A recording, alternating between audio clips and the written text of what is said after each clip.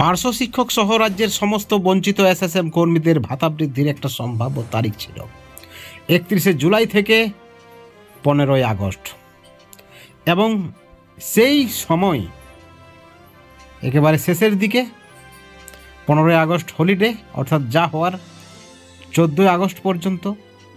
কিন্তু এখনও পর্যন্ত যে খবর, যে রান্না হওয়া তো দূরের কথা, এখনও পর্যন্ত আগুনই ধরেনি। যাই হোক, আমরা আজকে যে প্রতিবেদন নিয়ে এসেছি আপনাদের সকলের জন্য, বড় প্রতিবেদন, বিতর্ক কিছু নেই, কোনো ধরনের নেগেটিভ বার্তা নেই, আপনারা নেগেটিভভাবে নেবেন না। কিন্তু এই মুহূর্ত পর্যন্ত পার্শ্ব শিক্ষক, এসএসকে এমএসকে শিক্ষাবন্ধু সহ যে সকল বঞ্চিত এসএসএম কর্মীরা রয়েছেন তাদের জন্য এখনও পর্যন্ত কোনো খবর নেই ভাতা বৃদ্ধির। কিন্তু আমরা সকলেই জানি, যদি অ্যাকশন না হয় তার রিয়াকশন কিন্তু হতে বাধ্য। ঠিক এই দাবিতে, ভাতা বৃদ্ধির দাবিতে শিক্ষার সাথে যুক্ত সকল সরকারি প্রতিষ্ঠান, সমগ্র শিক্ষার সাথে যুক্ত সকলের বেতন বৃদ্ধি, অন্যান্য সুযোগ এবং সামাজিক সুরক্ষা প্রদান, সমস্ত শূন্য পদে স্বচ্ছতার সাথে নিয়োগ ইত্যাদি দাবিতে পথে নামছেন আমরা বঞ্চিত ফোরাম।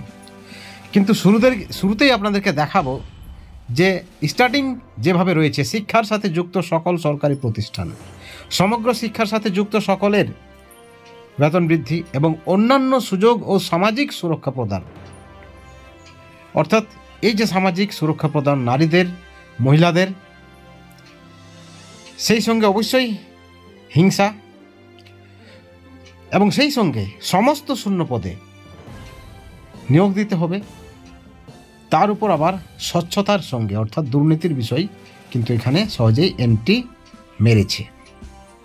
আগামী 20 আগস্ট 2025 আন্দোলনের ডাক, রাস্তায় নামার ডাক আমরা বঞ্চিত ফোরামের।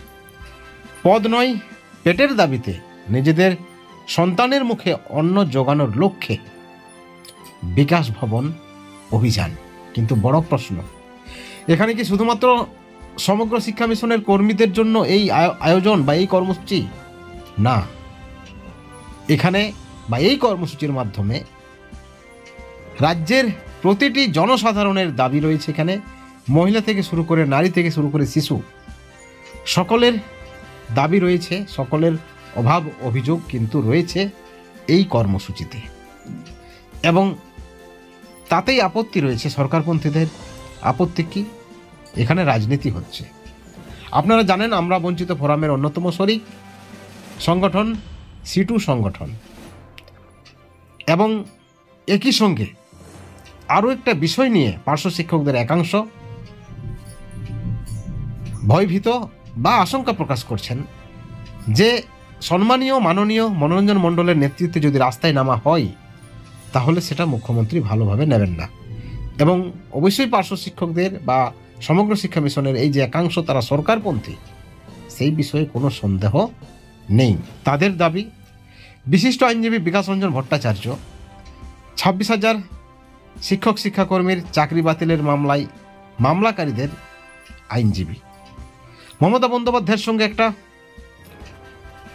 প্রতিদ্বন্দ্বিতা রাজনৈতিকভাবে রয়েছে, এবং একইভাবে সেই সংগঠন থেকেই, সিপিআইএম থেকে বা সিটু সংগঠন থেকে যদি পার্শ্ব শিক্ষকদের ভাতা বৃদ্ধির দাবি নিয়ে বা সমগ্র শিক্ষা মিশনের ভাতা বৃদ্ধির, কর্মীদের ভাতা বৃদ্ধির দাবি নিয়ে যদি নামা হয়, সেখানে সংগঠন যদি থাকে, সিটু সংগঠনের নেতৃত্বরা বা সিপিআইএমের কোনো নেতৃত্ব যাদের সঙ্গে যোগাযোগ রয়েছে, তাহলে সেটা কিন্তু হিতে বিপরীত হবে। আমরা বলছি না, বলছেন সরকারপন্থীরা। বন্ধুগণ, আপনারা সকলেই জানেন, আমরা সমগ্র শিক্ষা বাঁচাও যে মঞ্চ রয়েছে, সেখানে একাধিক মঞ্চ রয়েছে, সমগ্র শিক্ষা মিশনের একাধিক সংগঠন রয়েছে, একাধিক নেতৃত্ব রয়েছে। তারা জমায়েত করতে চলেছে বেলা 12টায় 20 আগস্ট পিএনবি মোড়, বিধাননগরে, এবং সেখান থেকে তাদের যে আন্দোলন বিকাশ ভবন অভিযান, সেখান থেকে তারা মুভ করবেন বিকাশ ভবনের উদ্দেশ্যে। তাদের দাবি হবে সমগ্র শিক্ষা মিশনের বঞ্চিত কর্মীদের ভাতা বৃদ্ধি এবং সেই সঙ্গে আরও সামাজিক সুরক্ষা, স্বচ্ছভাবে নিয়োগ ইত্যাদি বেশ কয়েকটি দাবি থাকছে। এবং এই দাবিগুলি সরকারপন্থীদের আপত্তি এবং তাদের দাবি এটা সমগ্র শিক্ষা মিশনের কোনো কর্মসূচি নয়, এটা একটি রাজনৈতিক কর্মসূচি, একটি রাজনৈতিক দলের কর্মসূচি, অর্থাৎ রাজনৈতিক কর্মসূচি, রাজনৈতিক দলের আড়ালে কোনো একটি বিশেষ সংগঠনের কর্মসূচি। এখানে রাজনীতি হবে এবং অবশ্যই সরকার বিরোধিতা হবে। এখন প্রশ্ন হচ্ছে যে সরকার কি করেছেন যে সরকারের বিরোধিতা আপনি করবেন না? সরকার কি করেছে? আমরা যদি ধরি রাজনীতি হচ্ছে বা রাজনৈতিক দল থাকছে এই আন্দোলনে বা রাজনৈতিক দলের মদত থাকছে, সেখানে সরকার কি এমন করেছে যে এই মঞ্চে বা এই কর্মসূচিতে সমগ্র শিক্ষা মিশনের কর্মীরা যাবে না, পার্শ্ব শিক্ষকরা যাবে না, এসএসকে এমএসকেরা যাবে না? গত কয়েক মাস থেকে যারা নিজেদেরকে সরকারপন্থী বলছেন তারা একাধিক ধাপের কথা বলছেন, একের পর এক ধাপ পার হয়েছে বলছেন।